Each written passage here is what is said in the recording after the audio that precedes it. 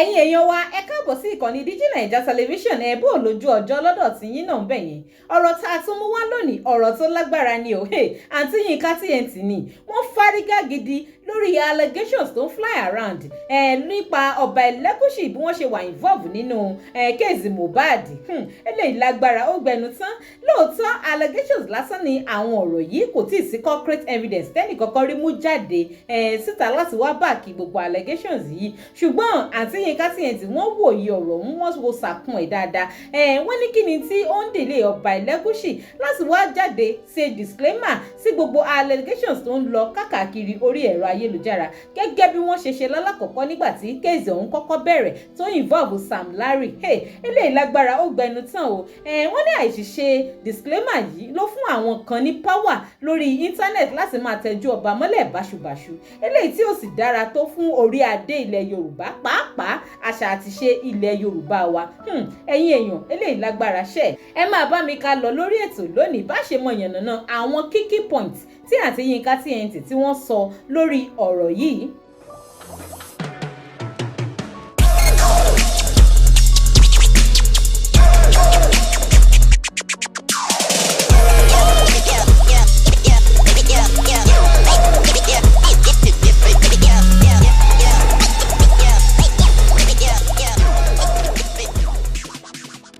Welcome to Digi Naija Television. Please remember to subscribe, like, comment and share this video. Thank you.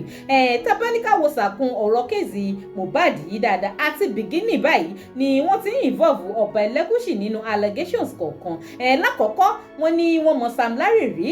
pé ọmọ Oba Elegushi family ni Sam Larry ń ṣe kò sì ju 24 to 48 hours lọ tí Oba Elegushi tí wọ́n fi disclaimer síta ń gbà yẹn pé àwọn ò mọ Sam Larry rí o kì í sì ṣe ọmọ Oba Elegushi rárá eléyìí tí inú ọ̀pọ̀ èèyàn tó sì dùn sí ṣùgbọ́n kò tún wá pẹ́ kò tún jìnnà nínú kéèsì yìí ni ọ̀rọ̀ míì tún jáde allegation míì tún jáde ló tún jà rìnrìn lórí internet pé Oba Elegushi ló ní Liam ọmọ ọwọ́ Wunmi tí Wunmi claim pé Mohbad ló ní allegation eléyìí ló tún wá lágbára ló káàyà ó ṣèyàn ń kàyéfì. Now according to nǹkan tí àǹtí Yinka Tnt sọ wọ́n ní táwọn bá ní káwọn wé allegations méjèèjì yìí wò dáadáa á rí mọ̀ dájú pé eléyìí tí wọ́n ṣẹ̀ṣẹ̀ ń allege Oba Elegushi lé lórí yìí tó involve Liam àti Wunmi ó lágbára ju ti Sam Larry ó ti kọ́kọ́ ṣẹlẹ̀ síwájú lọ wọ́n ní eléyìí gan ló wúwo jù eléyìí gan ló yẹ kí Oba Elegushi kára já wọn láti tètè bọ́ síta láti wá disclaim ọ̀rọ̀ yìí wọ́n ṣàpèjúwe allegations yìí bí nǹkan tí kò dára tó kó máa ṣẹlẹ̀ sí orí adé ilẹ̀ Yorùbá pàápàá jùlọ ó ń tàbùkù àṣà àti ṣe ilẹ̀ Yorùbá wa gẹ́gẹ́ bí ọmọ Yorùbá àtàtà táwọn wá jẹ́ ló jẹ́ káwọn wá máa bẹ Oba Elegushi káwọn máa bẹ̀ wọ́n kán dákun kán jẹ̀bùrẹ́ kán jáde kán sì disclaim gbogbo allegations tó ń lọ káàkiri yìí àǹtí Yinka Tnt tí wọ́n fi kún ọ̀rọ̀ wọ́n sọ kókó kan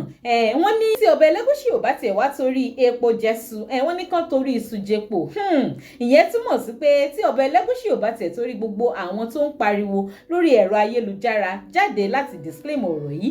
wọ́n ní kán torí àwọn olórí wọn láàfin àwọn ọmọ ọba orí adé kan torí àwọn wọ̀nyí kan jáde síta kó disclaim ọ̀rọ̀ yìí wọ́n nítorí eléyìí nìkan ló lè set gbogbo record yẹn straight tí allegations yẹn ó dẹ̀ die down lóòótọ́ sì ni ìròyìn kan jáde láìpẹ́ ìpẹ́ Oba Elegushi ti fi ìwé kóòtù ránṣẹ́ sí àwọn bloggers tó ń gbé allegations yẹn káàkiri ẹ̀rọ ayélujára ṣùgbọ́n àǹtí Yinka ní ṣé ọ̀rọ̀ kóòtù nìkan sì lè solve kéèsì yìí rárá ṣá ẹ̀yin èèyàn ẹ gbọ́ kí lè ro ti yín náà lórí ọ̀rọ̀ yìí ṣé lóòótọ́ ni pé kóòtù ò lè solve kéèsì allegations yìí nìkan àfi kí Oba Elegushi ò jáde kán disclaim ọ̀rọ̀ yìí gbogbo ohun tí ẹ bá ṣe rò sí ẹ máa sọ sí comment ẹ jẹ́ àjọjọ máa ro ọ̀rọ̀ ọ̀hún èyí torí bó ṣe rọrùn fún wọn láti disclaim ti Sam Larry ó yẹ kó rọrùn fún wọn bẹ́ẹ̀ náà láti disclaim ti Liam àti ti Wunmi náà báyìí ẹ̀yin ẹ máa fèrò ti yín náà sí comment lórí ọ̀rọ̀ yìí nínú àlàyé tí àǹtí Yinka tún wá ṣe wọ́n ní nílẹ̀ Yorùbá wọ́n ní ọba máa ń ba lórí ohun gbogbo ni kò sí tọ́ba máa ń ṣe tán máa ń yẹ lọ́wọ́ wò a sì gbọ́n nínú ìtàn náà pé ọba máa gbẹ́sẹ̀ léyàwó oníyàwó láyé ìgbà kan ọba máa ṣe gbogbo wọ̀nyẹn wọ́n sì ń jẹ̀ wọ́n lọ́wọ́ wò pé ó ṣe wá ṣe lè ṣùgbọ́n bí kéèsì Mohbad ṣe ti wá di ti gbogbo àgbáyé yìí tó ti di ti public ó ti di ti international ti kọjá torílẹ̀-èdè Nàìjíríà nìkan olójó ṣe pàtàkì ojú ó ṣe kókó fún Ọba Elegushi láti disclaim ọ̀rọ̀ yìí kí gbogbo ohun tó ń rùn nílẹ̀ kó lè bà tán kí gbogbo àwọn tí wọ́n ń tàbùkù orí adé lórí ẹ̀rọ ayélujára kán lè bá a lọ sí mẹ̀dọ̀ kán lè gbẹ́nu dákẹ́ lẹ́yìn tí Ọba Elegushi bá ti wá ṣe eléyìí anybody tó bá padà wá tẹjú ọba mọ́lẹ̀ ohun tó bá wọ báńgbà òun a lè fi wọ́n rọ tí ò sì sẹ́nì kankan tí ò bí wọ́n léèrè ẹ̀yin èèyàn àní kí lẹ́yìn náà lérò lórí ọ̀rọ̀ iṣẹ́ ẹ máa sọ sí kọ́mẹ̀ǹtì ẹ jẹ́ àjọjọ máa rú ibi tá ti wá dánu dúró rèé ló fún tòní títí dìgbà míì láti jọjọ máa pàdé ẹ má gbàgbé Digi Naija Television lẹ ti ń wò mí tẹ ti ń gbọ́ mi ẹ máa subscribe kẹ máa follow wa ẹ like ẹ comment kẹ sì máa share fídíò ìlógúnlógún lọ́gbọ̀nlọ́gbọ̀n ẹ ṣé púpọ̀ tẹ́ ń darapọ̀ mọ́ wa ní gbogbo ìgbà.